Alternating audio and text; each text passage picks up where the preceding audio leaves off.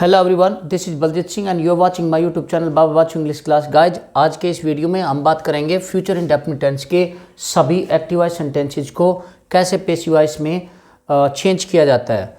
Guys, जैसे कि आपको स्क्रीन पर नजर आ रहा है, passive helping verbs shall be, will be का प्रयोग करना है। इसके प्रयोग के लिए सब्जेक्ट आई व वी के साथ मीन्स फर्स्ट पर्सन के साथ शैल बी का प्रयोग, और बाकी सभी सब्जेक्ट्स के साथ चाहे वो नाउन है, प्रोनाउन है, विल बी का प्रयोग करना है।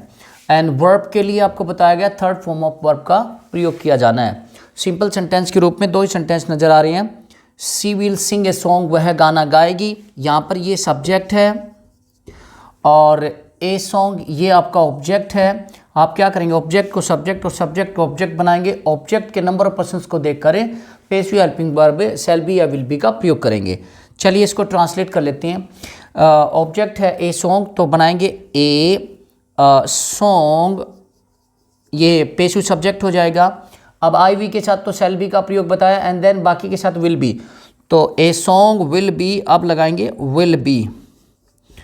विल बी, अब वर्ब की फर्स्ट फॉर्म आई हुई है, थर्ड फॉर्म लगाएंगे सिंग, सेंग, संग। संग होता है विल बी संग,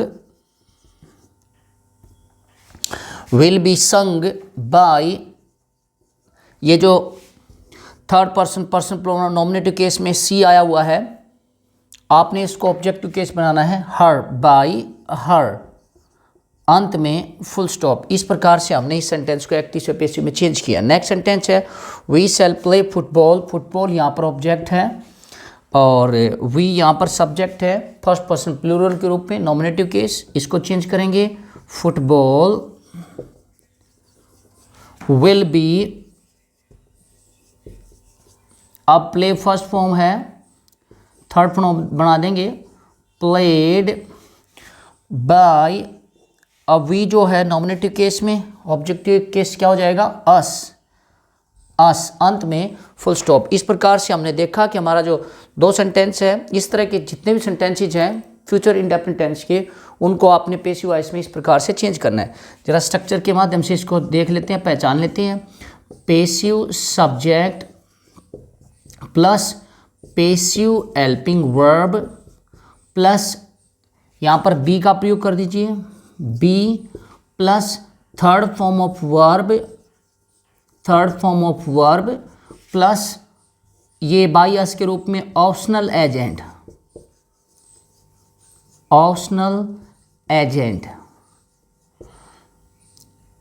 और प्लस अंत में फुल स्टॉप। इस प्रकार से हमने देखा कि हमारे जो simple sentence of future indefinite tense के उनको इस प्रकार से पैसिव वॉइस में चेंज किया जाता है। अगर मैं नेगेटिव सेंटेंस की बात करूं तो हेल्पिंग वर्ब के साथ नॉट का प्रयोग किया जाना है। तो पैसिव वॉइस में भी जो आपकी हेल्पिंग वर्ब शैल और विल ही है, बी इसकी कंडीशन को पूरा करने के लिए लगाया गया है, तो शैल विल के साथ में ही नॉट का प्रयोग करेंगे। सी विल नॉट, नेगेटिव की बात करें तो ये नेगेटिव हो जाएगा, she will not sing a song. आप पैसिव वॉइस में चेंज करें तो a song will not be. Guys, आपने shall not be, will not be करना है, मीन्स शैल और बी के बीच में नॉट, विल और बी के बीच में नॉट लगाना है। ए song will not be sung by हर, इस प्रकार से नेगेटिव हो जाएगा। वी शैल प्ले फुटबॉल, ये आपका सेंटेंस सिंपल सेंटेंस है एडजेक्टिव। वी शैल नॉट, यहाँ पर आप नॉट लगा देंगे, नॉट प्ले फुटबॉल, इसको हम चेंज करेंगे football will not be played by us. इस प्रकार से हमने नेगेटिव सेंटेंस को भी ट्रांसलेट कर लिया पैसिव वॉइस में। अब हम बात करेंगे स्ट्रक्चर के बारे में। Passive subject plus passive helping verb plus not plus be plus third form of verb plus optional agent plus अंत में फुल स्टॉप। इस प्रकार से हमने नेगेटिव सेंटेंस को भी ट्रांसलेट किया। अगर मैं बात करूँ इंटेरोगेटिव सेंटेंस की, तो आपको मैंने पहले वाले जितने भी वीडियोज हैं टेंसेज के दौरान, उनमें इंटेरोगेटिव सेंटेंस के स्ट्रक्चर को बताया था कि केवल और केवल हेल्पिंग वर्ब को ही सब्जेक्ट से पहले प्रयोग करने मात्र से ही आपका इंटेरोगेटिव सेंटेंस बन जाएगा। तो हम क्या कहेंगे, यहाँ पर ये जो सेंटेंस है, इस सेंटेंस में बदलाव करेंगे केवल हेल्पिंग वर्ब का और पंचुएट कर देंगे सेंटेंस को पंचुएट करेंगे। सेंटेंस बनाएंगे will she sing a song, क्या वह गाना गाएगी। अगर मैं इस सेंटेंस की बात करूं तो क्या बनेगा, will she sing a song, अंत में क्वेश्चन मार्क। तो इस प्रकार से हमारा जो इंटरोगेटिव सेंटेंस है उसको आपने इंटरोगेटिव सेंटेंस के रूप में ही पेसिव वॉइस में चेंज करना है। तो आप बनाएंगे will a song be sung by her. आपका सेल और विल सब्जेक्ट से पहले प्रयोग किया जाना है, बी जहां है वहीं का वहीं छोड़ देना है, वहीं का वहीं प्रयोग करना है, और बाकी जो आपकी पेसिव सेंटेंस की कंडीशन होती है का प्रयोग करते हुए सेंटेंस को बना देंगे। Next sentence, we shall play football. Adjective sentence है simple, shall we play football, क्या हम फुटबॉल खेलेंगे, इस तरह से बात कर रहा है। तो शैल वी बोला तो शैल में एस बड़ा करेंगे, पंचुएट करेंगे। The correct use of different stops और marks in writing is called just punctuation.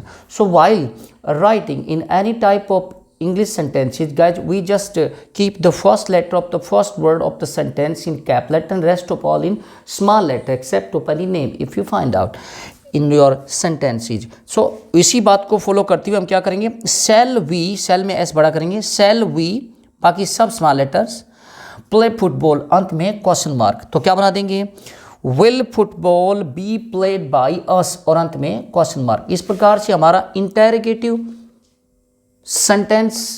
Sentences कह सकते हैं जो कि फ्यूचर इंडेफिनिट टेंस के, वो हमने कंप्लीट बना लिए। अगर मैं बात करूँ इंटेरोगेटिव नेगेटिव की, थोड़ा सा लंबा हो जाएगा वीडियो, लेकिन फिर भी आपको ये समझना चाहिए। हम इसके बारे में बात करेंगे इंटेरोगेटिव नेगेटिव। नंबर फोर्थ पर रहेगा ये इंटेरोगेटिव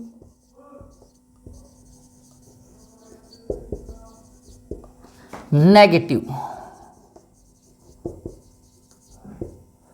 सेंटेंसेस। जरा ध्यान देंगे, सेंटेंसेस वही हैं। ये इंटरोगेटिव सेंटेंस आपके सामने स्क्रीन पर है, will she not sing a song. अब हम इसको कैसे पैसिव वॉइस में चेंज करेंगे। वही सब्जेक्ट हमारा सी है, ऑब्जेक्ट हमारा ए सॉन्ग है, ए सॉन्ग के साथ विल बी का प्रयोग करना है, तो विल ए सॉन्ग से पहले लगा देंगे, मीन्स पैसिव सब्जेक्ट से पहले विल का प्रयोग। क्योंकि इंटरोगेटिव सेंटेंस की जो कंडीशन है वो भी यही है कि आपने केवल अपने यहाँ हेल्पिंग वर्ब का प्रयोग सब्जेक्ट से पहले करना है। तो आप क्या बना देंगे, विल ए सॉन्ग बी। अब जो वर्ब है, अब ध्यान देंगे चूंकि ये नेगेटिव सेंटेंस है तो हम क्या करेंगे, विल ए सॉन्ग सब्जेक्ट के साथ नोट का प्रयोग करेंगे। सॉरी, मैंने आपको बी यहाँ लिखकर दिखा दिया। इसका मतलब ये है कि हम इंटरोगेटिव सेंटेंस को ही केवल क्या कर रहे थे, पैसिव वॉइस में चेंज कर रहे थे। विल ए सॉन्ग, आपने नॉट का प्रयोग करना है, नॉट बी। बी बोला था सेल और बी या विल और बी के बीच में नॉट का प्रयोग करना है। Will a song not B. अब थर्ड फॉर्म संग बाय, सी का क्या बना देंगे ऑब्जेक्टिव केस, हर, अंत में क्वेश्चन मार्क। इस प्रकार से हमने इस इंटरोगेटिव नेगेटिव सेंटेंस को भी पैसिव वॉइस में चेंज कर लिया। नेक्स्ट सेंटेंस है, will they not play football.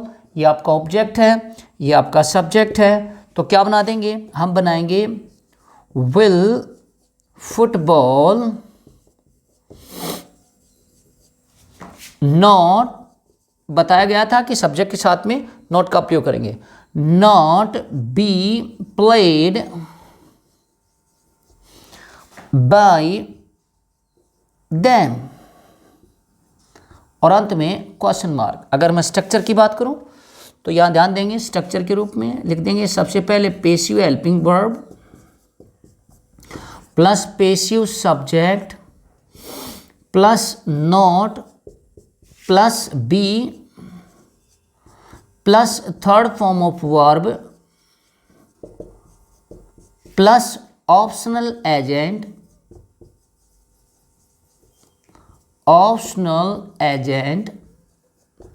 Plus question mark.